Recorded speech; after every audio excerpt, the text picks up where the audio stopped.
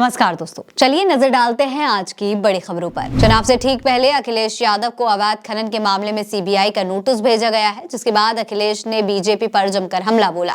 उन्होंने कहा कि जब चुनाव आता है तो ये लोग ऐसे ही खेल खेलने लगते हैं। आज से कुछ साल पहले भी नेताजी और हमारे पूरे परिवार को ईडी सीबीआई का सामना करना पड़ा था। साथ ही अखिलेश ने अपने सबसे करीबी मनोज पांडे के दल बदलने पर कहा कि उन्हें मंत्री बनना था और अब हो सकता है कि बीजेपी उन्हें केशव की जगह उप मुख्यमंत्री बना दे। बीजेपी अपना दांव चलकर केवल यूपी में ही नहीं बल्कि हिमाचल में भी कांग्रेस के विधायकों को तोड़ने की पूरी कोशिश कर रही है, पर इस बार उनका ऑपरेशन लोटस फेल हो गया है।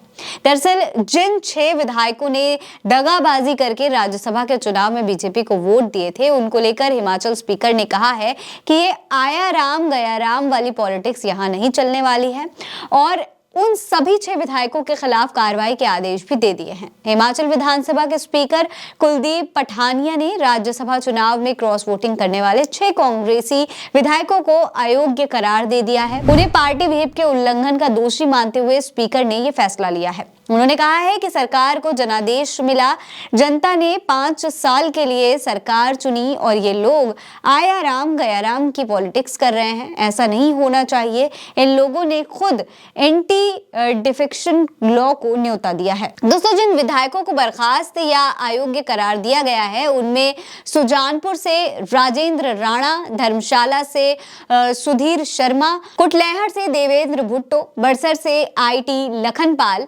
लाहौर स्पीति से रवि ठाकुर और गगरैट से चैतन्य शर्मा शामिल हैं। बिहार के पूर्व डिप्टी सीएम तेजस्वी यादव इन दिनों अपनी जनविश्वास यात्रा पर हैं। सरकार से बाहर होने के बाद ये उनका पहला बड़ा इवेंट है, जिसमें उनकी नजर 2024 में होने वाले लोकसभा चुनाव और अगले साल होने वाले बिहार विधानसभा चुनाव पर है और आज उनकी इस यात्रा का आखिरी दिन है। इसी बीच उन्होंने बीजेपी के 400 पार वाले नारे पर कहा कि अगर वो चंडीगढ़ मेयर चुनाव जैसा कुछ करेंगे तो 400 पार क्या, पूरी की पूरी सीटें ही ले जाएंगे। ऐसा ही तो बिहार में 2020 के विधानसभा चुनाव में 10-12 सीटों पर हुआ था।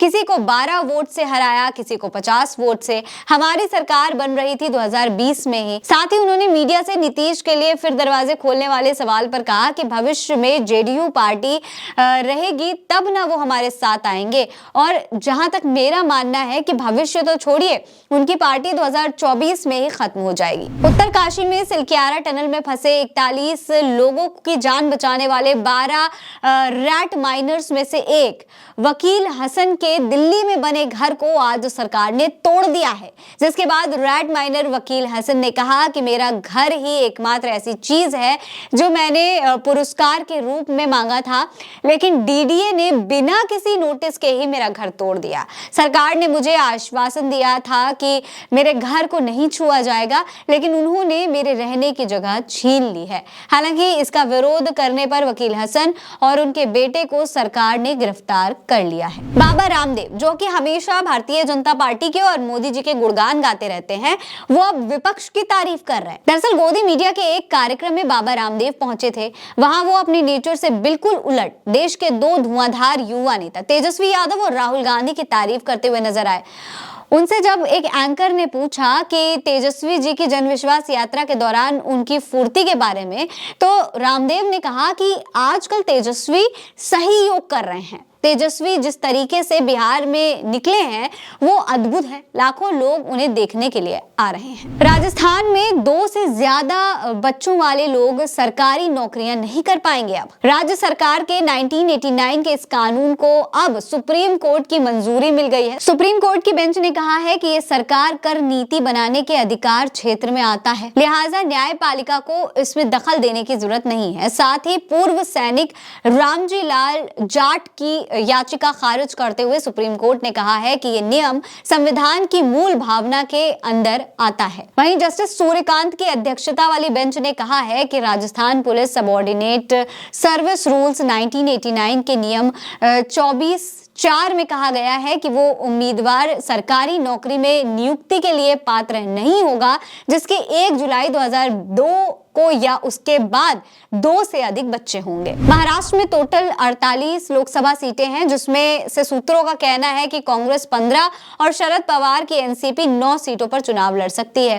तो वहीं सूत्रों ने यह भी बताया है कि इंडिया गठबंधन में शामिल प्रकाश अंबेडकर की वंचित बहुजन अघाड़ी 2 और राजू शेट्टी की पार्टी 1 सीट पर चुनाव लड़ेगी। साथ ही जिस सीट पर जिस भी पार्टी के सांसद हैं वो सीट उसी पार्टी के पास रहेगी, भले ही सांसद ने पार्टी बदल ली हो।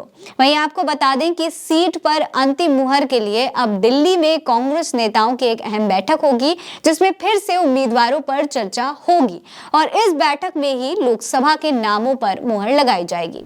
दोस्तों, आज के लिए बड़ी खबरों में बस इतना ही। मिलते हैं कल फिर ऐसी ही तमाम बड़ी खबरों के साथ। नमस्कार।